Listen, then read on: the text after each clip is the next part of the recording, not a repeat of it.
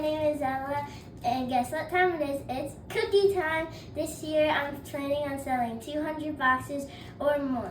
Please help supporting my troop by buying 1 boxes or maybe even 2 if you want to.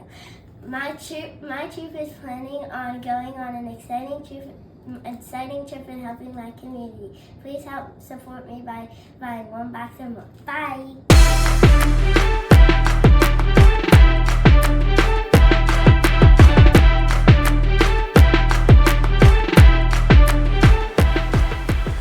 What's up, everyone? Welcome to this day in Philly Sports History for January 26, 2025. I'm your host, Jim Montgomery. Welcome to a Sunday edition, a game day NFC Championship game Sunday edition, our second NFC Championship game day edition in 2 years here at this day in Philly Sports History. I'm pumped. So we're going to get the housekeeping, the other stuff out of the way, and save the Eagles for last. As Ella said, buy the Girl Scout cookies. It's NFC Championship Day. Why not celebrate by buying some Girl Scout cookies? You're going to buy them anyway. Go support Ella. All the information you need is in the description. Be sure to celebrate. Be sure to follow me on social media, Jimbo_Mott on Twitter and TikTok, at Philly Jimbo on Instagram. Subscribe to the YouTube channel, Jimbo_Mott. All of that good stuff. Let's outsmart the algorithm as we continue to grow. Go check out our boys at the On Pattison newsletter. We're featured in there a couple times a week. They have great Philly sports coverage delivered right to your inbox every day. So go check them out. They're doing a great job over there. Let's start with a recap of yesterday's question of the day. And I asked you, based on the game against the Cavs when the Sixers actually took down the number 1 seed in the East, does it change how you view the Sixers? 100% of you said no. And I should have probably worded this question a little differently, because it's not as though I feel that they can compete. It changed the way I view them as more of a frustration thing.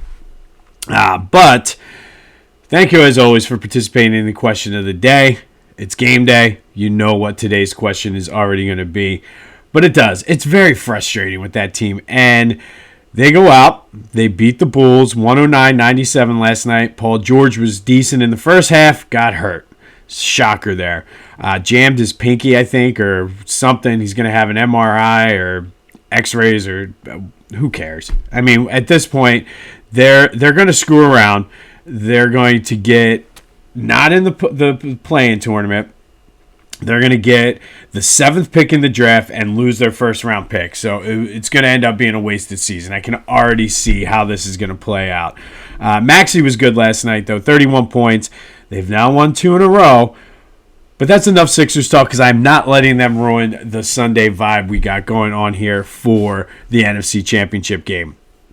So be sure to check out my boys at the Clashing Conferences podcast. Great things happening at their Sports Fan Network. That is available wherever you get your podcasts, as well as on YouTube. And then Philly Goat, as seen on TV. Philly Goat. Go check out their wide selection of Eagles gear. I was at my son's basketball game. I saw the coach against the team he was playing had the touchdown Saquon Barkley, like the Tecmo Super Bowl version, with him spiking the ball. It was incredible. When they win today, I'm probably going to buy one. Just kind of throwing that out there. But go check it out for yourself. Use the promo code Jim Montgomery to take 10% off of your order. All kinds of great Eagles gear to get you ready for this impending Super Bowl Sunday coming up in a couple of weeks. Don't want to give away my pick yet, but go to Philly Goat, as seen on TV, and use the promo code Jim Montgomery to take 10% off of your order. All right, today we're going to go back to 1975. And on this day in 1975, history was made at Cole Fieldhouse on the University of Maryland's campus in front of 4,188 fans. The Immaculata Mighty Macs beat the University of Maryland 80-48 that day. Freshman guard Helen Caruso had 19 points. And ordinarily, this wouldn't be a big deal. Probably not something. This is way too obscure probably for this podcast. However, a whole lot more than those 4,000 fans saw this game, as this was the first nationally televised women's college basketball game ever. It was broadcast on the Ms. Lou network and was broadcast in 28 major markets, including Philadelphia, for the 3-time AIAW champions, 3-time defending, I should say. This was huge TV exposure. Little Immaculata out there in Chester County was the king, or I should say the queen, of women's college basketball at the time. So for them to get that national exposure was huge. However, it was not without controversy. With 1:38 to play, the Ms. Lou network pulled the broadcast. They just stopped. I guess the game was running long on time. And back then, if you remember the Heidi Bowl, I forget who even played in that. Like, they stopped an NFL playoff game to show Heidi because they ran long. And now they kind of do that, you see, at the conclusion of this game. But back then, they had hard stops. So with 1:38 to play, they pulled the coverage to show a panel discussion of food, crises, and the churches. No idea, but doesn't sound as exciting as the Mighty Macs versus the University of Maryland. Legendary Immaculata coach Kathy Rush was upset at her team, thought they played sloppy due to the cameras, but did admit to being nervous herself, along with many of the players who were interviewed. But history was made. This was groundbreaking. The first ever women's basketball game shown on a national broadcast happened on this day back in 1975. Immaculata beating the University of Maryland 80-48. Really, really cool experience. It was shown, I believe, on KYW, which I think at the time in the 70s was Channel 10. Or no, I guess it was Channel 3. It still is Channel 3. Sorry about that. But it was shown on Channel 3, and I guess they got a ton of calls saying, why are you cutting the game off? Why are you cutting the game off? So a lot more fans were able to see the game than the 4,000 that were at Cole Fieldhouse. Pretty cool moment for the Mighty Macs. All right. Today, we're going to continue our forgiveness. And this one is another one of those tough ones for me. I know there are people in the fan base that have already forgiven this guy, but I have not yet, but I am prepared to do that today. Today we're going to forgive Carson Wentz. And with Carson Wentz, what started out so promising ended up so bad. So bad. We know the story. He's the number 2 pick. Howie Roseman pulled his black magic to move up to draft Wentz. He was the MVP until he got hurt in 2017. Nick Foles came in. Carson got all in his feelings. Then he was inconsistent throughout the next couple years in Philly. Dougie P had had enough. They didn't get along. And what we didn't know that we do know now was that part of those struggles was because Carson, according to Darren Sproles, made the coaches implement an entirely new playbook because he wanted to run different plays than Nick Foles, because Nick Foles won the Super Bowl with those plays. Even though he was the MVP with those, there was a lot of jealousy of Nick Foles. He was scared of the competition from Jalen Hurts, and I know that's strong, but there's no other way to describe it. It's just he was scared of the competition. Jadeveon Clowney, we talked about him yesterday, broke him in that the wild card game against the Seahawks. But, and I'm getting all angry. I got angry typing out and writing out my notes yesterday. I'm getting angry talking about it. But on NFC Championship Game Sunday, we need to forgive here to have some of that good karma and release that negativity, because I'm holding on to that Carson Wentz negativity. And in a lot of cases, I feel the negativity I have for Carson Wentz is worse than what I had for Ben Simmons. And we forgave Ben Simmons. So I know some of you have already forgiven Carson Wentz, but I have not, and I am officially prepared to do that right now. I forgive him for being jealous of Nick Foles. I forgive him for being jealous of Jalen Hurts. I forgive him for being stubborn and petty and not wanting to run the same plays that worked, that made him an MVP candidate because Nick Foles won the Super Bowl. I forgive him for pouting on stage and in the locker room when the Eagles won the Super Bowl. I think for him, he was used to being the big fish in the small pond, and that's not the case in Philadelphia as the quarterback of the Eagles. And I will say this. The truth of the matter is, a lot of people don't share this sentiment, But as great as Nick Foles was during that postseason run to the Super Bowl, we don't win the Super Bowl in 2017 without Carson Wentz. Now, you can make the argument that we don't win the Super Bowl if Carson Wentz is the quarterback. That's not what this is. This is forgiving Carson Wentz. And truth of the matter is, we don't win that Super Bowl without him leading us, 13-1 or 12-1 before he got hurt.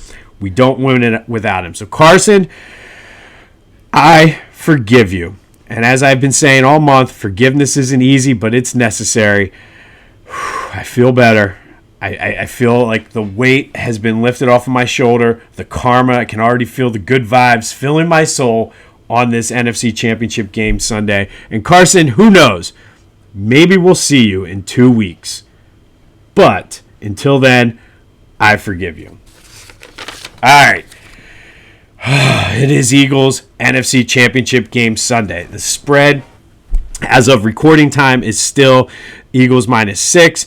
Let's get into some news first because Kellen Moore apparently will have a second interview next week, no matter what. But if the Eagles win, that's huge because of the whole, if we go back to our PTSD with Jonathan Gannon, who we did forgive, but we'll have a second interview with the Saints. And although I don't know what's going to come of it because there's all kinds of big names that are still out there. Mike McCarthy is coming in for an interview. There's a lot of other guys interviewing for that position. So whether or not Kellen gets it, I figured that was worth noting, especially with a Super Bowl looming on the horizon. For Washington, big injury news. Darren Payne is out. So that now means they're missing a very key offensive lineman, very key defensive lineman, which does bode well for both the Eagles' offensive and defensive lines, which is key for the keys to the game, which I'll get into here in a minute. But it comes down to this now. It is the NFC Championship game. Second time we've been here in 3 years. This crowd is going to be insane, especially with the aforementioned Nick Foles as the honorary captain. I mentioned this the other day, but this is the right move for the Eagles. I know there was a lot of people mentioning Kelsey, but Kelsey has been so saturated in our airwaves that, like I said, I feel no disrespect to Jason Kelsey whatsoever. Go get yours, man. But I feel like at this point in time, he's jumped the shark. I don't think you're going to get the same reaction out of him as you will Nick Foles. I think they also need to bring Brian Dawkins into the locker room and have him do that hype video speech in person. Because as I mentioned, I watched it 3 more times yesterday. Almost ran through every single wall in my house. Like they need to do that. But I think everybody's going to be fired up. I was watching the news this morning. People were already lined up at 6 a.m. Man, got to keep my emotions in check. But what are the 3 keys to the game? And again, KeyBank, car dealership, Victory Brewing, whatever you want. 3 keys to an Eagles victory. And I teased this somewhat earlier in this week. Impose your will. The Eagles are the superior team. They are better in almost every position on the field. And the blueprint from 2004 is there. We talked about it the other day. It wasn't pretty, but it was methodical. They methodically just beat down the Falcons that day. And this game doesn't need to be pretty. Just impose your will. You are the better team. You don't have any weather, anything like that to factor into it. So methodically just beat them down. And the similarities between that 2004 championship game and this one are very, very eerily similar. You have a young quarterback whose future would be bright, who are coming off a huge win in the divisional round. If you remember, I believe it was the Packers, the Falcons beat heading into the NFC Championship game, beat them pretty bad with Brett Favre. You just got to go beat up the Commanders on both sides of the ball. And, I mean, I think it's as simple as it sounds. Just beat them up. You're bigger. You're more physical. Just impose your will. You're the better team. Just play like the better team. And don't worry about style points or anything like that. Just come out of there with the W. And then we got a couple weeks to focus on whoever we're going to be playing in the Super Bowl. Second key to the game, and this is probably not going to be a shocker to anybody here. I've been saying it almost all year. Do your job. On defense, contain Jaden. They've done a good job of that in both of the matchups so far. The first one, he was a little banged up. But the second one, other than like a 50-yard run, they really held him in check on his running. I don't think there's any need to blitz. Jaden has very good numbers against the blitz. So you have great players, a lot of speed on that defense. No need to blitz. Let your big guys up front eat up blockers, get in there and disrupt. And then Zach Bond and Oren Burks or Jeremiah Trotter Jr., whoever, just tackle and wrap up. I think that's the key. You cannot miss tackles in a game like this that figures to be somewhat close. You cannot do it. Jalen Carter, I need you to turn up the level of beast mode. And I know that's crazy to think of the way you've been playing, but I don't think we've seen the best of Jalen Carter yet. And I think it comes down to who wants it more. And those young guys on that defense are playing like they want it. So wrap up, make your tackles, stay in your lane, use the crowd to your advantage. The crowd is going to be fired up. I mean, like I said, there's people down there that have been lined up likely since late last night. So they're going to be fired up. Play smart, be disciplined, and don't let them get in your head. We don't need a repeat with CJGJ of what happened in the last matchup. I think he knows that. I think the Eagles know that. Jalen Carter, keep your emotions in check. It's hard, but channel those emotions to being physical and doing your job, and you'll be fine. Final key on offense, take what they give you. If they're going to load the box, hit Goddard over the middle. Jalen, make smart, quick throws. I have a feeling, and I don't know which one, could be both, which would be great. I have a feeling AJ or Devontae is going to catch a bomb and take what they give you, and I think that's going to completely throw off the Washington defense, especially with Payne being out. That is huge. Impose your will. Take what they give you. And honestly, Jalen, he does a good job with this. Shut out the noise. Shut out the noise. Play your game. I don't care if you throw for 350 yards or 50 yards. If you do what we need you to do and the Eagles win, I will take it. Again, at this point, it does not matter. Style points, this isn't the NCAA. It doesn't matter what it looks like. As Al Davis used to say, just win, baby. Saquon, this is what you signed up for. This is why you signed here. Just be you. Go out there and do what you've done all year. I really feel like the blueprint this season, I could go without the slow starts, but slow starts, big second quarter, wear them out in the second half. Saquon pops a big run, and we're popping bottles of champagne. But just take what they give you. And if that is Jalen throwing for 300 yards, take it.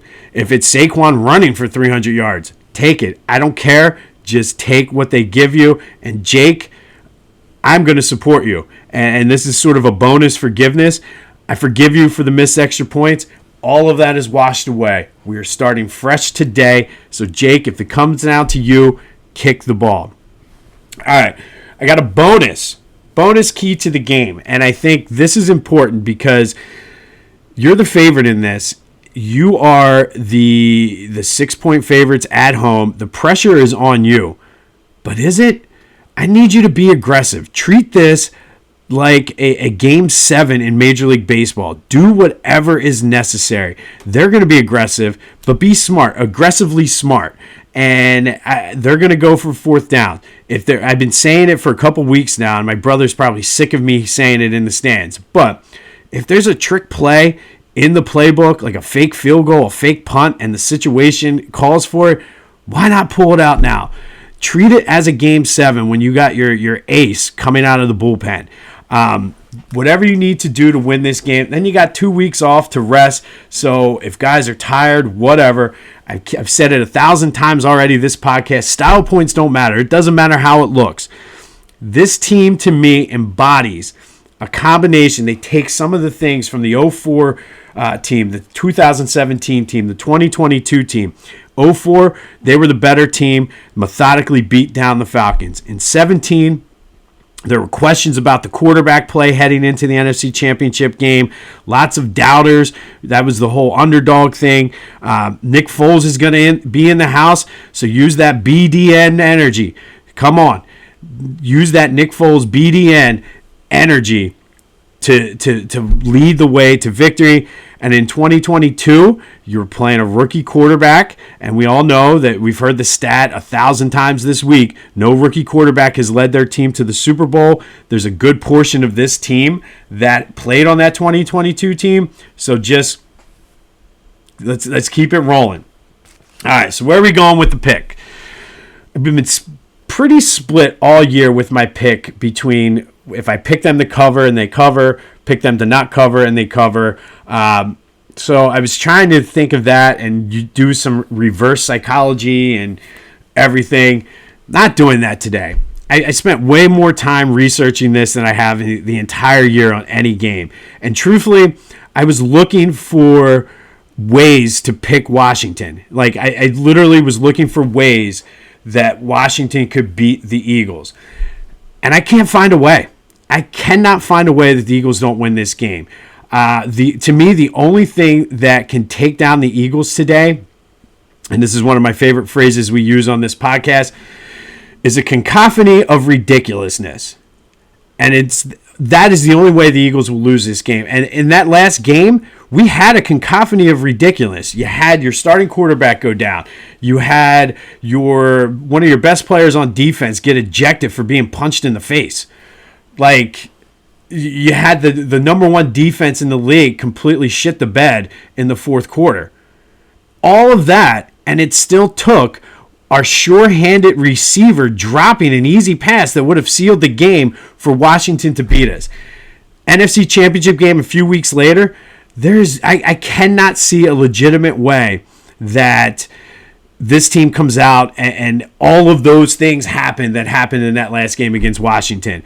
I really, like, everybody keeps saying this game is close. It's a divisional matchup. They've seen you 3 times. Yeah, but Vic Fangio has also seen Jaden Daniels now twice. He's watched the film. He knows what to do. He's done it all year. This has at least a 7 to 10 point vibe on it for me. I can't pick against the Eagles here. I really, really cannot see a way that the Eagles come out flat in this game. Sirianni has done a great job all year getting this team ready. He's kept their emotions in check for the most part. Like, it's going to take a cacophony of ridiculousness for the Eagles to lose this game and not cover. We're going, give me Eagles -6. We'll see you in New Orleans. I got chills just saying that. But I really don't. And like I said, I've tried so hard to look at this objectively and look at possible paths of victory for the Commanders. And truthfully, it takes so much to go wrong for the Eagles for Washington to win this game. There's no way. Because they should have won that game where everything did go wrong. There's no doubt in my mind, that the Eagles are going to win this game, and there's no way. And I could be eating my words tomorrow, and if I am, I am. But I can't see all of that stuff just lining up, especially at home, especially after you were picked to lose to the Packers, after you were picked to lose to the Rams in the snow. You're going to have the NFC Championship game at home and lose? What is this, the Andy Reid era? Let's go Birds. E-A-G-L-E-S, Eagles! All right, we will recap this game tomorrow. Go Birds. Can it just be game time? Can it just be game time? All right, so we said impose your will, do your job, take what they give you, and be aggressively smart. All of that happens. Eagles win this game going away, and we're going to the Super Bowl. I even forgave Carson Wentz today. I'm trying to do whatever I can to bring the good vibes to them. And I feel all of the good aura. And I don't know if I've seen some flashes of lights in the camera, and I don't know if they came through on the camera. I don't know if it's like family members saying, yes, the Eagles are going to win. I don't know. But, whoo-wee. On this day in 1975, Immaculata beat the University of Maryland 80-48 at Cole Fieldhouse in the first ever televised women's basketball game. But it wasn't without controversy. They cut the feed off at 1:38 left to go in the game. But still an awesome moment for the Immaculata Mighty Macs. And truthfully, the history and future of women's basketball. Here we go. It's NFC Championship game. Let's do it. This has been This Day in Philly Sports History for January 26, 2025. Go have yourselves a Sunday. And until next time, go Birds.